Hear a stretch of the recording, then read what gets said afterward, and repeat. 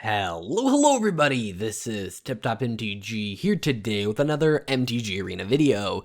In today's video, we are going to be talking about Mystical Archive on MTG Arena and my thoughts. So for those of you who don't know, with the release of Strixhaven came the release of a kind of secondary set known as the Mystical Archive. You get one Mystical Archive in every single Strixhaven booster pack, and it replaces one of the commons. Mystical Archives range from uncommon all the way up to mythic rare, and they are Magic's most iconic spells. All of the uncommons are currently legal in standard, and have a cool frame and art, but technically you don't need them as they are already legal in standard, therefore legal in historic. Then all of the rares are not legal in historic, or at least not legal in standard, I should say, and occasionally some of them will be legal in historic. And then the mythicers, I don't believe any of the mythics were already legal in historic. So why is this interesting? Well, generally when they do these little additives to the paper boosters, they don't add them to digital play, like MTG Arena, often because the cards just aren't there in the game already. So I was not expecting Mystical Archive to be part of MTG Arena until they announced that it was. And looking back, it makes a lot of sense. I mean, looking at the draft environment, it would be completely different without those Mystical Archive cards. And what it let them do is it let them put some more powerful instants and sorceries in an instant and sorcery mattering kind of limited environment without affecting standard or I would say historic, but you'll actually notice they are also legal in historic. So it allowed them to kind of add cards, get reprints in an alternate frame, impact the draft environment without impacting standard, and it overall was received very, very, very well by paper players. I mean, they're just added bonuses to the packs, and I don't think you're really going to get people complaining too much about those. However, their addition to MTG Arena is a little bit more divisive, mostly because of how they rarity works for the cards. So as I said, they range from uncommons up to mythic rares, and you'll notice that some of the rares are cards that were either common or uncommon or even common cards, but they are at the rare slot simply for draft reasons, meaning people are being forced to spend, a rare wild card on Brainstorm, which is typically, I believe, a common card. And so it's causing a lot of the best decks in Historic to be way more rare wild card heavy, because these cards that are instant and sorcery that can just, Brainstorm can go in a lot of blue decks and boost up their power level, meaning now you need to spend 4 rare wild cards to get them. So I think we really need to look at this issue from 2 perspectives.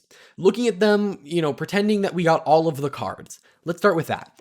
If they just gave us all the Mystical Archives, I think it would be an amazing addition to Historic. It almost feels like Jumpstart too. And for those of you who don't know, Jumpstart was kind of the first paper product that was not standard legal that was added to Arena simply for the Historic format. And so when Jumpstart was released, it launched the power level of Historic way higher, and I think that was a really, really awesome thing. At the time, it kind of just felt like standard with a few extra cards, but with that power level boost, it started to become its own format.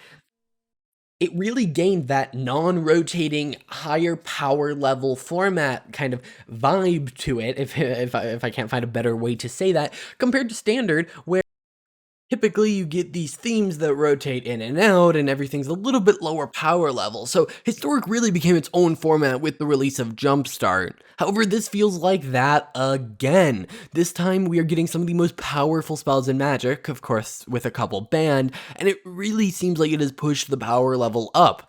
The issue with that is that when all of the power level goes up, you get must-have cards. Now, that leads me right into the next way you can look at these Mystical Archives, and that is from the kind of monetary standpoint, where yes, technically they are an added bonus to Strixhaven, which I think is good. I think for the average person who doesn't play Historic and just play Standard, these are good. And you might say, why would opening, Historic cards in Standard packs be good? Well, it helps you with vault progress. Also, if any of these cards get banned in Historic, you get wild cards. So I think if you are a Standard player, this is only a good thing. If you are a Historic player, of course, you run the issue of, now every deck needs 4 Brainstorms and 4 Faithless Lootings and all of these cards. And that means that your decks become more rare and, mythic rare intensive. And if we ever get to the point where these cards are added in other sets, it's going to feel awful that I spent 4 rare wild cards on Brainstorm when now I could spend 4 commons. So I think that it's a really, really big problem, the fact that it is like this. At first I was like, oh yeah, this is literally only good. They added it in a non-greedy way. But looking at it, unless you are fully collecting the set, which by the way is incredibly hard to do, it becomes a problem. However, I do want to say, yes, technically you need to open like 2.5 times more Strixhaven to get every card, including the Mystical Archive. However, for the average player who's not collecting entire sets and who isn't metagaming, this is a good thing. So if you are trying to build the best deck in the world for Historic, this is a bad thing for kind of the economy for you. If you are a player that just builds with what you have and rarely uses wild cards, or if you do use them on janky cards, then this is actually probably a pretty good thing. You're getting these powerful cards as an added bonus and just getting more you can play around with. So, I think looking at them in isolation of the economy, they are a great addition to Historic. Looking at them from the eyes of an average player who's just building a deck with whatever they have and not keeping up with the metagame and not trying to collect full sets, to that player, it is also going to be a pretty good thing. You're just getting some bonus cards, maybe some bonus rares here and there. But to the player who's trying to collect everything or always have the best deck, or, those players who have every card, meaning that they can build whatever deck they want, for those players, Mystical Archive is actually going to be a burden. You have to open way more Strixhaven or invest tons of wild cards.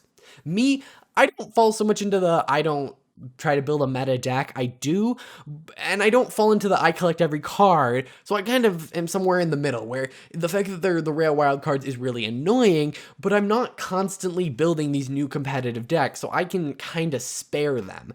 And so I think for what it's going to do for Historic, it is better that they were added this way than not added at all. But it would have been great to see them maybe downshift all of them, make all the mythics rares, all the rares uncommons, and all the uncommons commons on Arena, as you could do that without affecting draft at all, and it would have just been like a sign of goodwill to the players. And I think that could have been kind of interesting. Another way you could have done it is to have it be like part of like the buying big numbers of packs. Like I think adding more of them would have been good. The Mastery Pass, for instance, I think instead of giving the Mystical Archive like random ICR, it should have given you, if you bought the Mastery Pass, full playsets of all of the banned Mystical ICRs. Because, if I want to use a Lightning Bolt in Historic Brawl, which it is legal in, I do need to use a wild card. So not even talking about Historic Brawl here, I think Mystical Archives, it's a good thing that they happened, like, so they're a good thing.